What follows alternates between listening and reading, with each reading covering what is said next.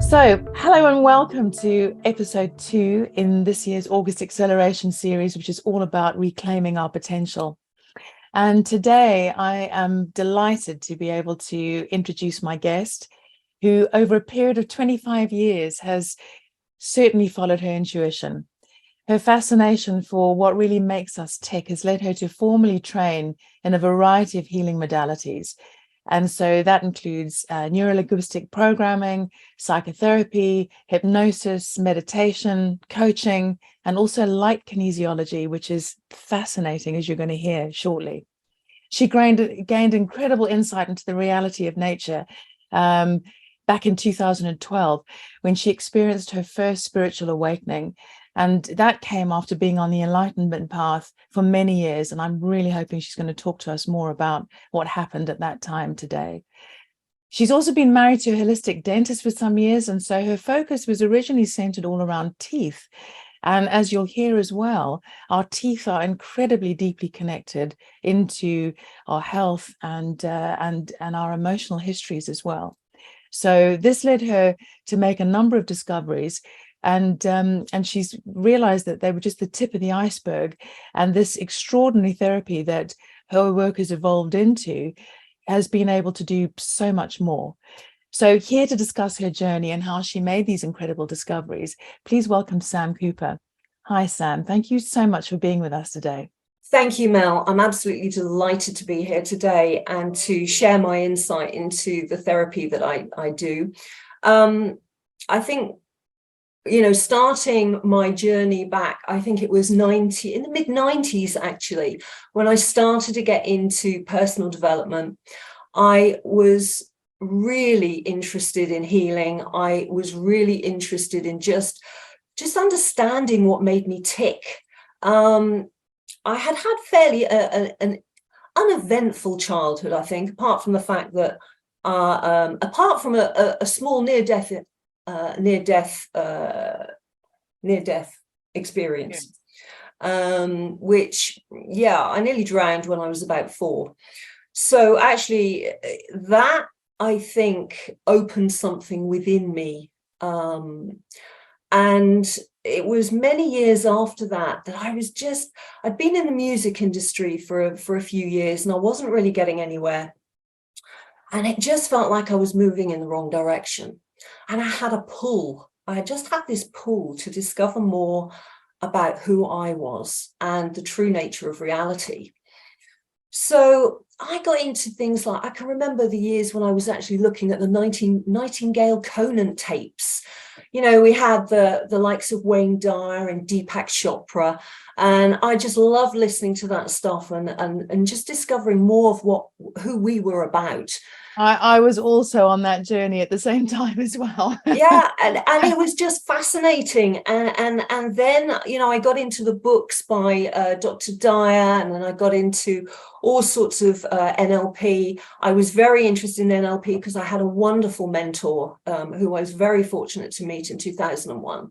And he helped me really explore personal development, areas of the mind, neuroscience, and introduced me to certain healing modalities, which I really, really loved. One of them was vortex healing, which I did for 10 years. And another one, I think I did Reiki. I became a Reiki master and did that for many years as well. But I think it just wasn't enough. There was more I had to learn. And so I explored coaching. I went into psychotherapy. I did hypnotherapy. I studied psychotherapy for 3 years. And it really helped me to kind of look at different behaviors and how the mind was, how the mind could actually create more than we realize. Okay. And it was during that time that funnily enough, I got very, very sick. And I couldn't understand what was really going on with me. And I went to the doctor. And the challenge that I had was I was going into what I thought was menopause. My biggest challenge came in about 2016, when I was actually diagnosed with abnormalities of the womb. The consultant I saw actually wanted to do a hysterectomy on me. I wasn't happy about having a hysterectomy because I wanted to understand, because of all the things that I'd actually worked on during, my time, my experiences in NLP, psychotherapy, and healing. I knew that there was a potential for me to heal myself, and I just wasn't prepared to have surgery. And so when the consultant suggested that I had a hysterectomy, I just left the office. I said, no, that's not going to happen. Leave it with me. And it was only 6 months later when I returned for a scan.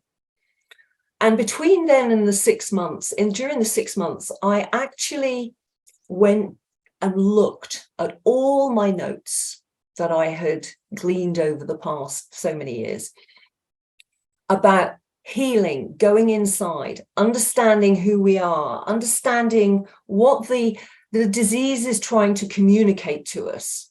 Mm-hmm. I know there was a bigger picture here, because it wasn't about just chopping everything out of me. And during the course of that 6 months, I got into changing diet. I looked at supplementation.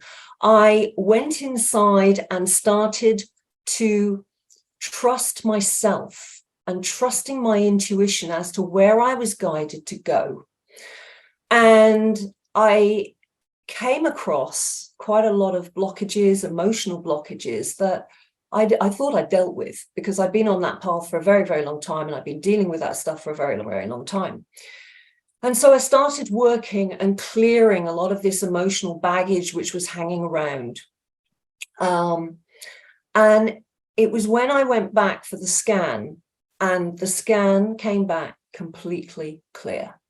Whatever was there, which they thought was cancer, I had reversed. And for me, I knew that I could do it. I just knew that I could do it. It was empowering for me to discover that the body just wants to heal itself. The body is not trying to attack us. It's not trying to make us feel worse. It's actually trying to heal us. And this work led me to discover the work of Dr. Geert Harmer.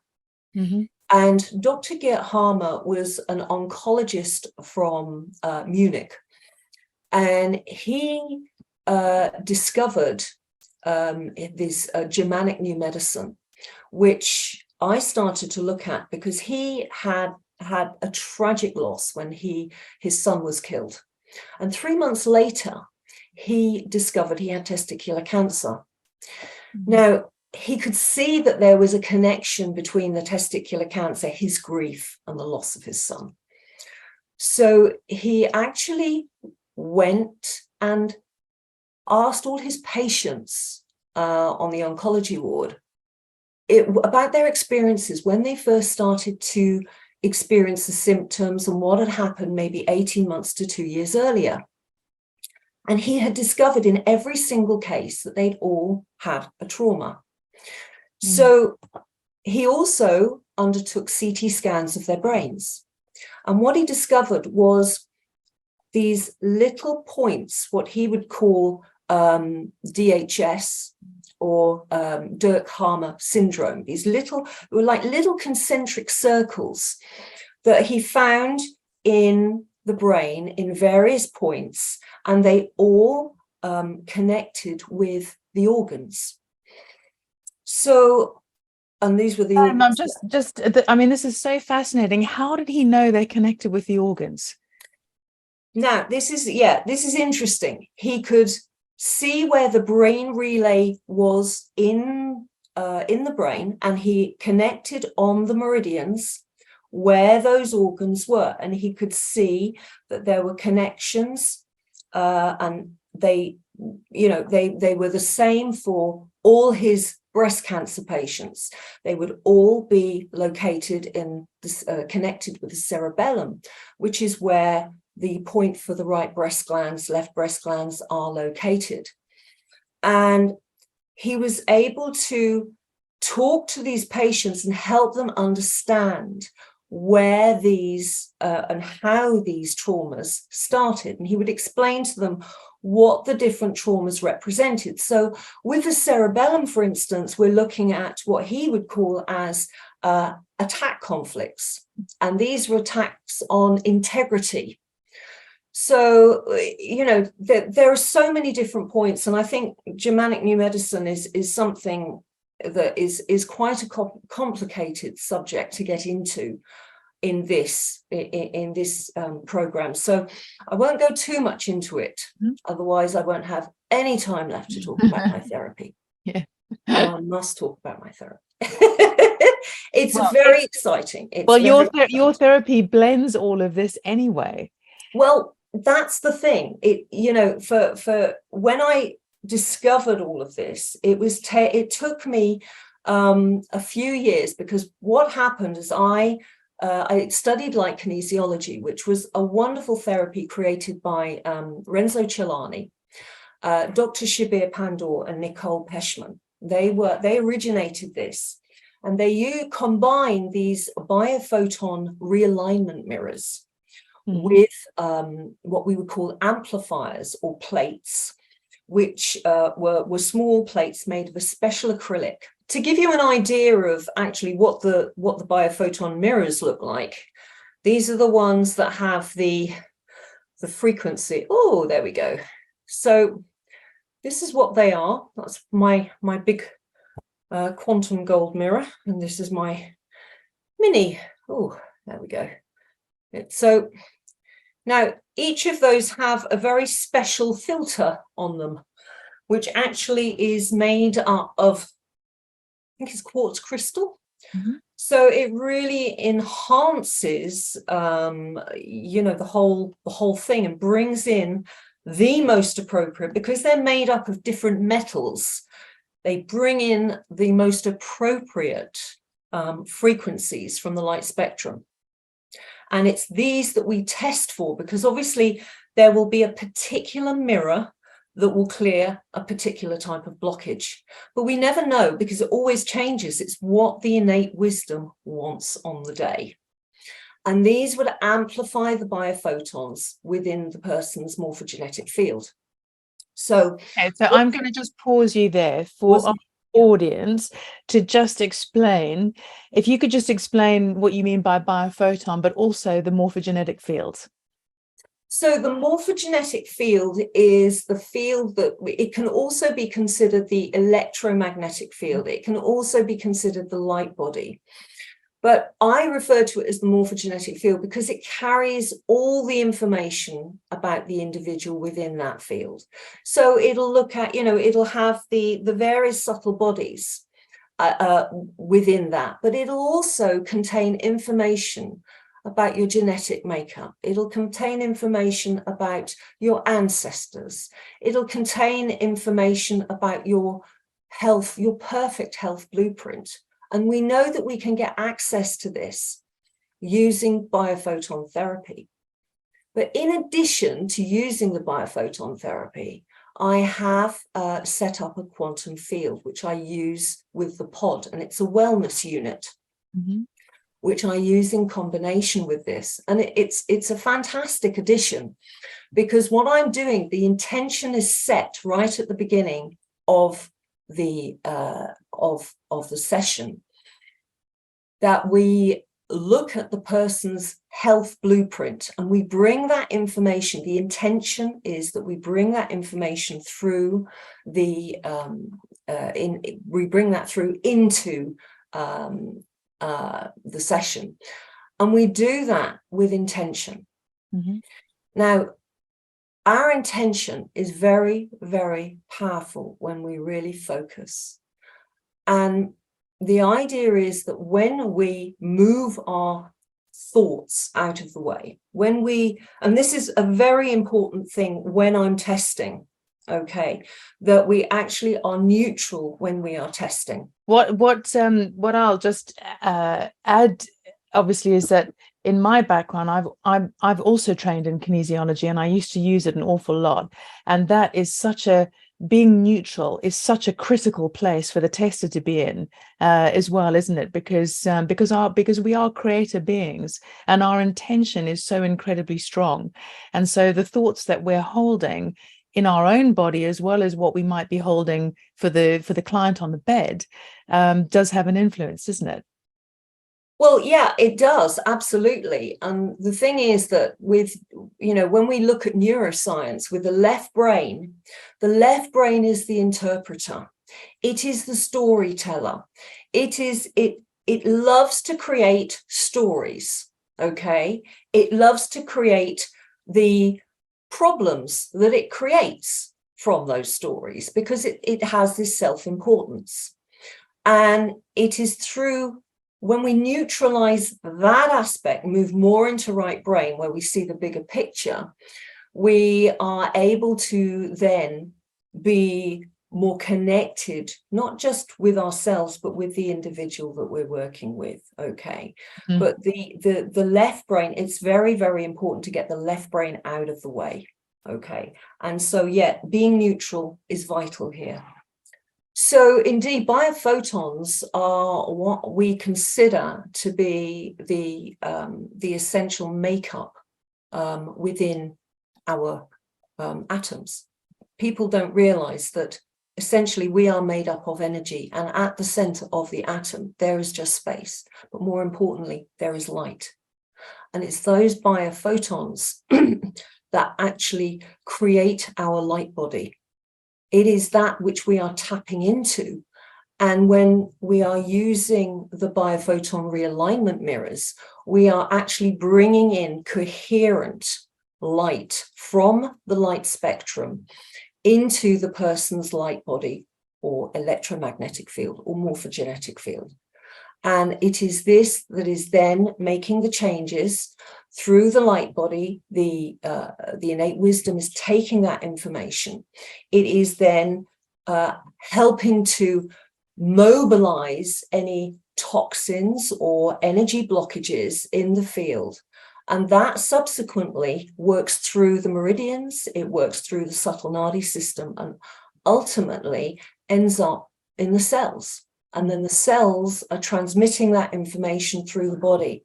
And this is when the stress is reduced in the whole nervous system, and the body can regulate. So this is incredible what you've just explained, how the unseen and the seen actually melds in order to become health for us. And I think the purpose of this entire series this month is to look at the unseen, because so much of our potential is held there, and so many people go through an entire lifetime, don't they, and they don't actually look at what isn't in the physical. And and that's where so much of us, how do we be more us? That's where it's all lying, isn't it? Yes, absolutely. And understanding that we're looking at the realm of quantum physics here. Yes. And I won't say too much about quantum physics, because people may just kind of nod off. But yeah, ultimately, we have the potential, because we are far more than people realize. We are into an integrated organism, which combines mind, body, and spirit. And therefore, we literally have to heal on all those levels to really bring about perfect health. And it is possible. And I have proved this through my own health problems. I mean, many years ago, in my 20s, I actually had a terrible back problem. And it was the driving force for me to get into the health sector and looking at alternative healing approaches, because mainstream couldn't really offer me any solutions. No. And the best thing I was offered, well, you need a hip replacement. And I said, no, I don't need a hip replacement. I believe the body can heal. And this is what I did. And even more recently, I have actually reversed my osteoarthritis. Mm-hmm. So, you know, the possibilities are endless when we trust our innate wisdom. And I do this through working with the unconscious mind in biophoton therapy. Okay. Having worked with NLP, as well as being an NLP master coach, I studied NLP for many, many years, and it offers so much. And the thing is that nowadays, what we see is it can be used to really enhance and support people. But unfortunately, it can also be used against us. And we have seen how that, I have seen, and many others have seen, how that has been used against us, especially in the last 3 years. I think we've written a lot about this. I think we'd absolutely agree with you. I mean, there have been entire behavioral psychology units set up to be using NLP and different types of behavioral programming to get people to do what they want. Yes. And the converse of that is, if we reclaim our own power in that area, yes, we can use it to move mountains. And so before you carry on telling us about how we move the mountains, can you talk a bit more about this, all-powerful sort of left brain we've got and how it gets in the way the whole time? Yeah, I mean, the unconscious mind is very, very helpful in as much that it is, the prime directive of it is to preserve the organism. Mm-hmm. Mm-hmm. It holds our perfect health blueprint. It also takes things very, very personally. But it loves to work things out and help us, because ultimately, without it, we don't exist, because it runs the show. It's in charge of everything. The autonomic nervous system is in charge of everything. And the left brain is it's like our identity. The left brain creates an identity about who we think we are. Okay, it is the storyteller. It will generalize things instead of actually talking about facts. The right brain will deal with facts and reality, but the left brain loves to create the problem and the solution, as far as I'm concerned. When we're testing, it's very important, as we've said before, that the left brain gets out of the way. Otherwise, it'll just create another story and say, well, this is happening and that's happening. And it's not true a lot of the time. So yeah, the left brain, I had a lot of problems with when I was younger. And I think this is what spurred me on to really go along on the spiritual path and the enlightenment path. And it was through studying the likes of Byron Katie, she did the work, Adi Ashanti, who was, working along the Zen Buddhist tradition. I studied a lot of Dr. David Hawkins, who again was the one who kind of initiated my interest in kinesiology, because he used to use testing as well, considerably. And then ultimately it was Jed McKenna, his book, Spiritual Enlightenment, when, funnily enough, in 2012, I was actually reading his book. And that's when I had a spontaneous spiritual awakening. And I'm talking about awakening in a form where all of a sudden the nature of reality revealed itself to me. And I could see how my identity just disappeared. And I looked in the mirror and I didn't know who I was. And I was like that for 3 days, where the egoic mind had literally just disappeared. And I was working on autopilot, but I didn't know who I was. But then it was 3 days later, after that, the ego came flying back in the door, I would say. And it was, whoopee, we're enlightened, woohoo, woohoo.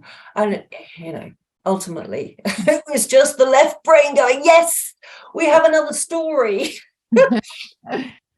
But ultimately, I think what happened was, in that awakening, the door never closed fully again.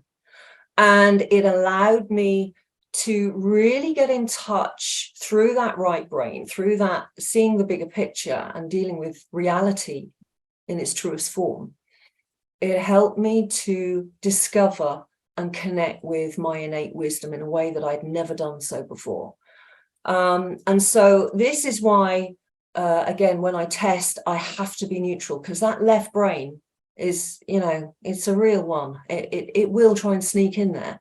So I've got a way where it literally, I just go blank when I'm testing. It's my intention to just focus on what I'm testing, and then resolve it. So let me ask you about the testing, because I know that people are going to be, having a lot of questions running through their mind at the moment, and so because I am lucky enough to have experienced a session with you, and it is very powerful and it is very unique as well. And so what are you testing, and how does this kind of relate in with the emotions and the unfelt feelings that people might have? Okay, so when I discovered like kinesiology, I was following a specific program. But what has happened is I have changed it and evolved it to such a degree that it really isn't the same as it was when I first learned it. And I've developed my own system, which I call psychophotonics. Mm-hmm. And psychophotonics is the name that I will be using from now on for the system that I use. What we're actually doing is we are testing the person's field using muscle testing, except I don't use muscle testing anymore because I found that after I was using, after so many tests, the body would just go, I'm not interested in doing this anymore, and just start giving me false positives. The person would be tired. The nervous system would just say, no, there's enough. So I started to use a device called a tensor, which is, I don't know whether you can see this. It's very good with my virtual background. But this is the device I use. And that will give me a yes or no answer. So when I'm looking and testing, just pointing to these areas, the body will just give me back the information as to whether it's blocked or not blocked. Now, what's fascinating about this is I developed this even further to get more deeper into the emotions. For me, this was important because when I saw the connection with that Dr. Harmer had discovered, and through my own experience of my own health challenges, I could see that we needed something extra other than just dealing with, there used to be a certain way of dealing with emotions, and this was not as effective as it could be. So what I discovered is that I was able to link in through the teeth meridians. I used a tooth chart, and I was able to link in using the tooth meridians, and then link into the particular part of the brain where the blockage started, the actual location. And then I discovered the emotion or the trauma. Now, the unconscious mind only understands the trauma and the trauma as a frequency. It doesn't actually understand it as the word, let's say, anger. It doesn't understand anger, it understands the frequency. So we were looking for the frequency of the emotion. And then we would use Dr. Bradley Nelson's The Emotion Code.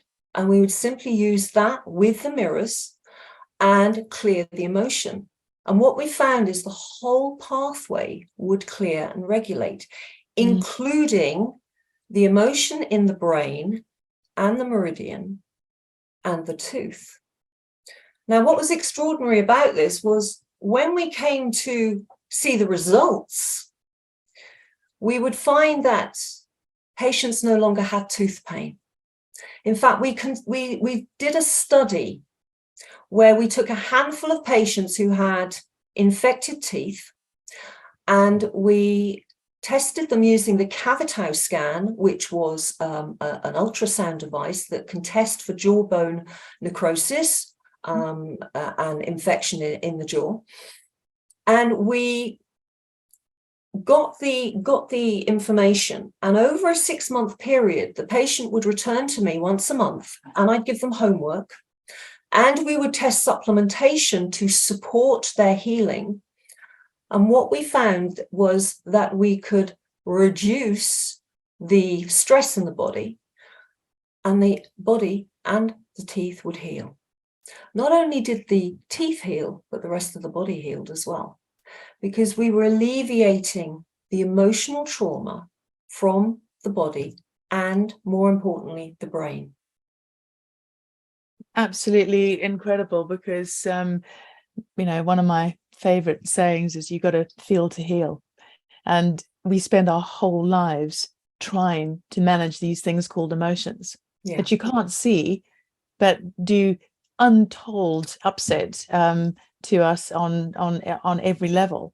So I mean, this is really fascinating, the fact that you've been able to use physical technology that you can actually see the results in the Cavitao scan, but you also have, the ability to be able to look and see what's happening and clear.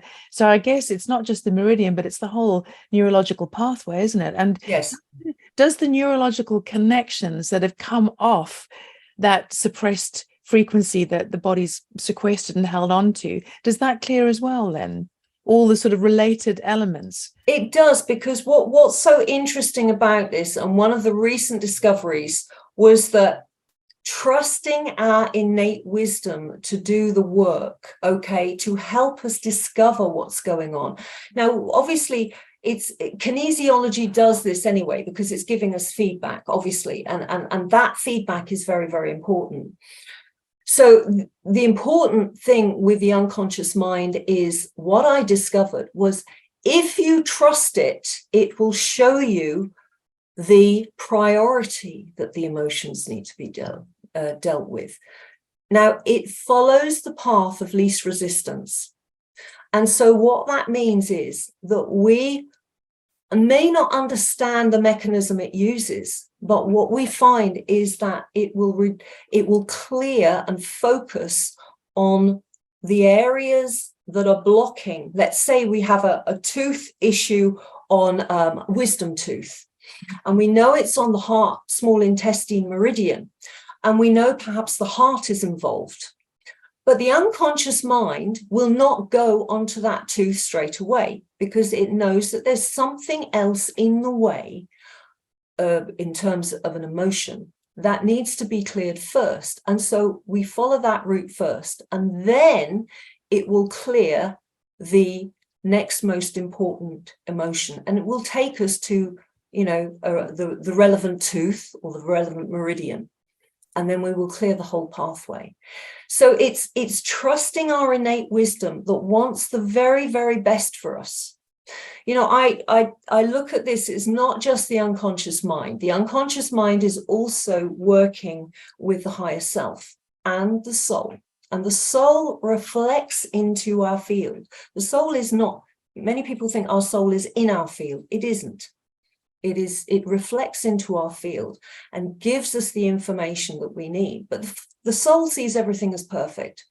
The higher self, however, is the go-between the unconscious and the soul. So that's giving us more information about the potential.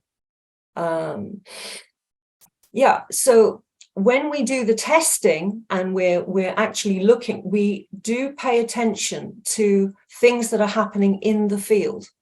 And we know that we can have deeply held trauma. Where there's deeply held trauma within the body, the actual nature of consciousness connected with the body and with that trauma will mutate, and it will create its own identity, which actually looks like something that is, has its own identity and then causes us problems. When we take that out, I call them negative energetic influences.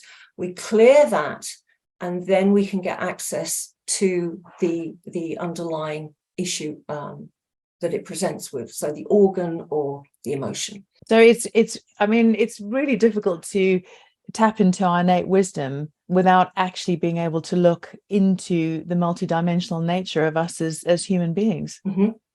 Yes, absolutely. You have to think bigger picture with this. Yeah. But much of the time we don't trust. We doubt ourselves. Am I doing this right?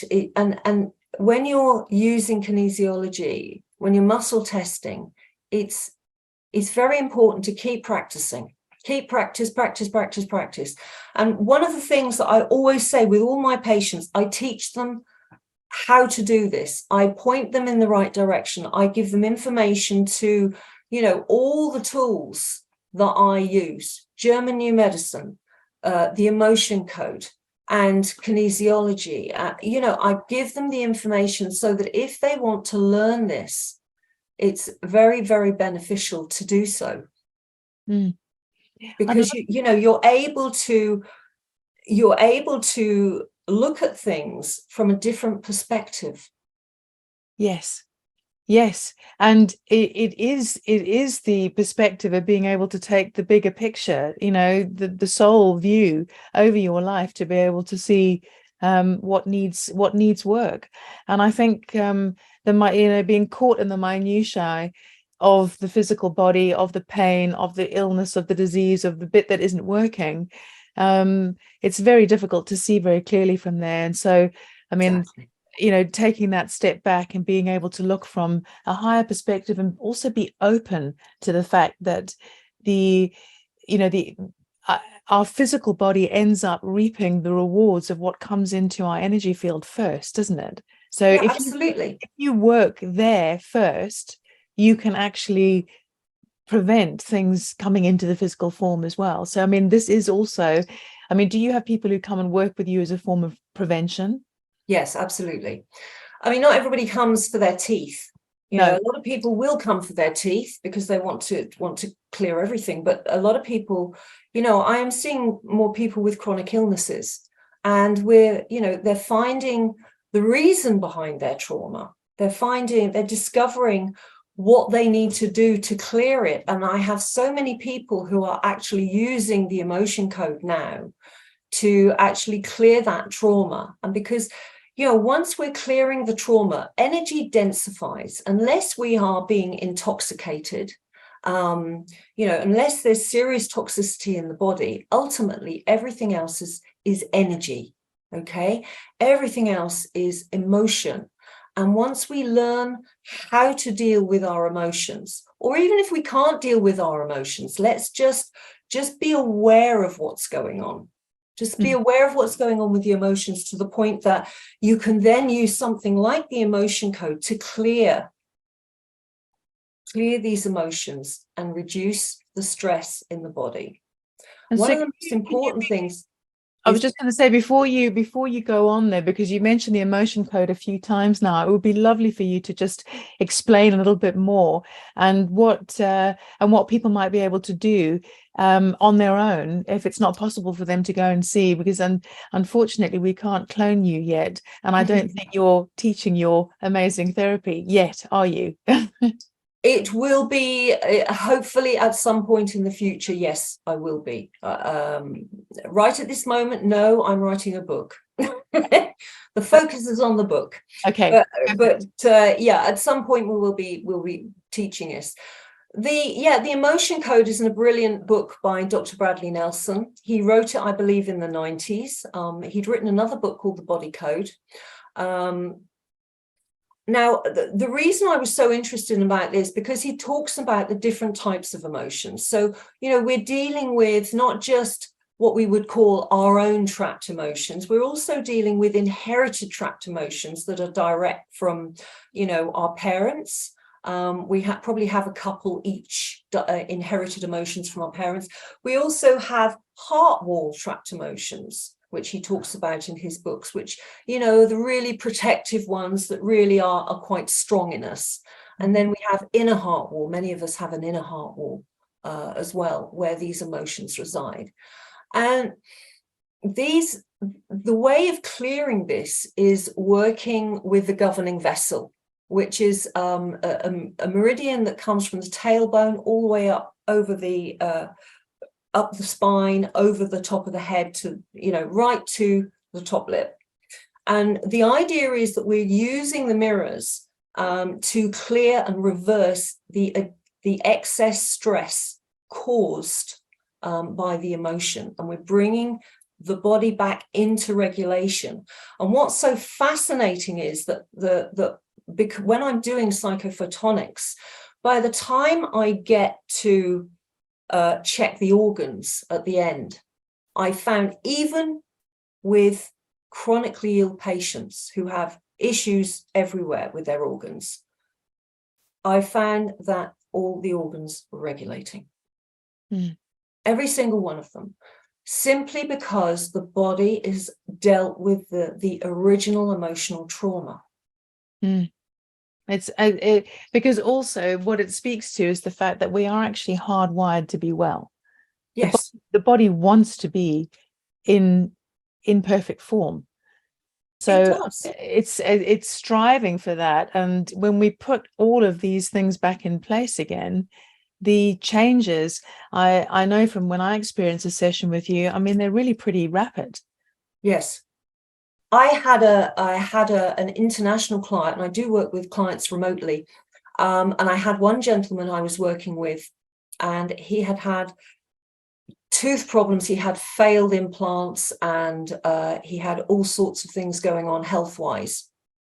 And what we found after one session, the tooth pain was completely eradicated, and he started to heal that tooth where he had had 2 failed implants. He had gone everywhere. He could not find anybody who could stop this pain. And after one session, we stopped the pain. He also told me after the following weeks, because he was working with me quite regularly, all of his other health challenges started to subside. I'm not surprised by that, because the quantum field has the most incredible intelligence, and time and space means nothing. But I think that for some people, I know they're still struggling with the left brain to kind of understand how all of this works in the quantum field. How can you sit and do something in the UK for somebody in another country, and they have such a profound effect? I mean, I wonder if you've got any other way of explaining it. Yeah, quite simply, because we're all consciousness. Yes. And I use the person's date of birth as their unique energy pathway. And because I'm working with a plate, a special plate, that usually when I'm working in person with the people, they lie on this plate. But when I'm working remotely with people, I use their name and their energetic pathway. And it's the same as if they were right in front of me. The only thing I can't do is test their leg length. But apart from that, I can do literally everything else. And, ultimately, it's because we are all consciousness.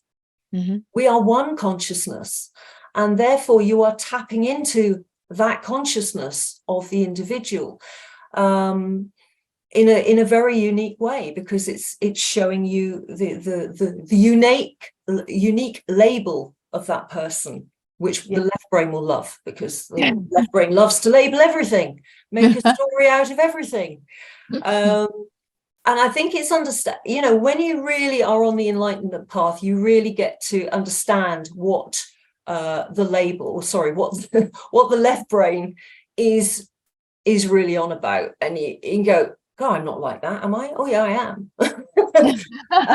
There's a fantastic book called No Self, No Problem. And it's combining neuroscience with Buddhism. And it's looking at this very issue of the left brain, creating the story and creating our whole identity. And really, I think a lot of this makes more sense when you start to move away from labeling everything. Yes. And needing to pigeonhole. But that's where, my own sense of this is, because if you are not connected, into your innate wisdom, and whatever you feel your divine intelligence is connected to, you need anchors for safety and security, because that safety and security is not coming from your connection to source, to the divine, to yourself. And so the left brain labeling and pigeonholing becomes part of that safety and security mechanism.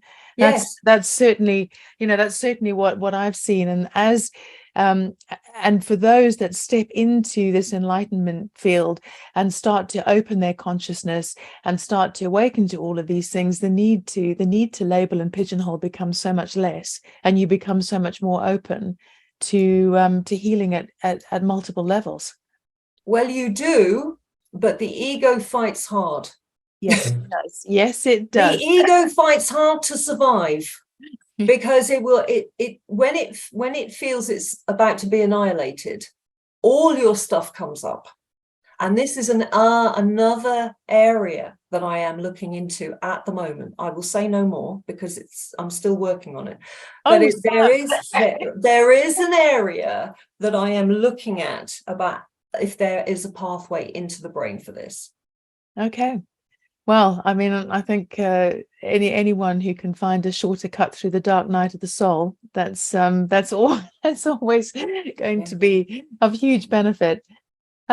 And I wonder just if you could talk a little bit more. I know you've made a lot of discoveries on your journey with working with other people, and you've talked about one of them. Are there any others you'd like to share? Yeah, I mean, this therapy works with animals as well. Oh, yes, of course. So the animals love it. And I can remember, it was one lovely story. I worked with a lady I knew who had a very elderly Portuguese water dog. Absolutely beautiful little soul he was. But his back was very, very bad. And he couldn't run, and he was, permanently kind of limping. And we put him on, I had a smaller plate, and I took this plate with me, and he sat on the smaller plate, and I was just testing exactly the same. And we used the mirrors to clear as much as we could. And he was done. He stayed on the plate. He was very, very good, very well-behaved dog. First thing he did when he got up and he stretched. And she said, he hasn't stretched like that in over a year. Wow. And he stretched his back, got up and ran off, and his back was absolutely straight. And he ran around the garden. So, this benefits when we're tapping in. We are literally tapping in to the intelligence of the universe, and you are part of that universe. It's understanding how we can use it, and this kinesiology and muscle testing is a wonderful feedback system. So what I recommend everybody uses the emotion code, even if it's just to help you understand the nature of emotions and how they affect us. I can remember one story in Dr. Nelson's book, and he was talking about a gentleman. He was a chiropractor, and he was talking about a gentleman. He was trying to get the leg length right, and he just could not get the leg length right. No matter how much he tried, he thought this was crazy. And so he got the guy to stand up, and he said, turn around, because he wanted to look at his back and just see. The guy was fully clothed, and he turned around and looked on the back of this guy's t-shirt. There was a picture of a hideous looking clown with fangs and blood dripping off it, which are horrible. And anyway, he said, can you please take off your t-shirt? And he got him back on the bench, and his leg length was completely equal. So what this shows us is that we can be influenced by symbolism. Yes. How powerful symbolism has on our field, even if it doesn't affect us on a mental level, it is affecting us on an energetic level that the body finds incongruent. And this speaks to the music we listen to, the radio shows playing in the background, the television that's on constantly, even if people aren't watching it, doesn't it? Yes. Yeah. And so, this plays out in the, in what I can never remember the guy's name who did that Hashimoto. No, not that's Hashimoto's. The guy, Dr. Moto, something. Dr. Masaru Emoto, That's the one. did all the looking at the water crystals. Mm, Yes, and the water effect crystals. the effect of frequency on water. You can even place, if you have a water jug, you can place it on a piece of paper which says, "I love you." And the information of the "I love you" will infuse the water. Yes. And if you play heavy rock music, the water won't like it. And we are 70+% water. Exactly. Exactly. Mm. Water and light. That's what we're made up of. Yes. That is a beautiful image to leave with people, is that we are water and light. Because when you think about the type of water that you want to drink or put in, or the type of light that fills you up, and then you look at what modern life is doing to us, it is understandable why many people's health trajectories are not going in the direction that they would like. Yes, exactly. And I mean, we also look at the effects of electromagnetic frequencies on the body as well, because that plays a massive part as we move more into technology and doing things faster and quicker. And life gets more stressful because we are constantly being bombarded by the electromagnetic frequencies as well. And I mean, you can see this even in the clouds. I mean, we used to see much more beautiful scalar waves, especially see that more over mountains. And effectively, this is what we are emitting: scalar waves out of our field, and we are affecting those around us. So, when we are looking at ourselves, clearing those emotions, becoming more relaxed, more peaceful, more optimistic through the clearing of our emotional baggage, our frequencies then rise more, and we're emitting those frequencies. And we can even use our outer reality, what's happening in our outer realities, as another feedback system. Is life showing you the way? Is life reflecting back to you what you want in your life, or is it reflecting back to you something you don't want into your life? And again, it's looking at, how you perceive it, and your feedback system. So we can't get away from this feedback system. There's constantly feedback in our outer reality and how our lives, play out, and also about how we're feeling about ourselves and ultimately that reality. So it's the microcosm and the macrocosm again. It is absolutely. And what you've left us with is just such a strong understanding of how empowered each and every one of us is, not just to heal the physical body, but to actually create and live the life we want to lead. But so much of our potential is in the unseen, and we need to be able to open to that in order to be able to access it. Yes, it's all within us, and we are connected with our universe. We cannot not be connected with us. We're part of the field, and the field will look after us. We just need to trust ourselves and start practicing at how we speak to each other, what we think, what that left brain is pumping out, Is it creating that story, and then we're reacting to that story in such a way that we then feel miserable? And so it's really looking at this stuff and just being gentle with ourselves. Yes. That is a wonderful note to bring our chat today to a close. But before you tell us how people can get in touch with you or find your work, are there any last thoughts that you'd like to leave with our audience? Yeah, ultimately it's about getting quiet in the mind. When you are quiet in the mind, you allow the opportunity for the field to talk with you. You allow for your innate wisdom to really show you what you can achieve. Mm.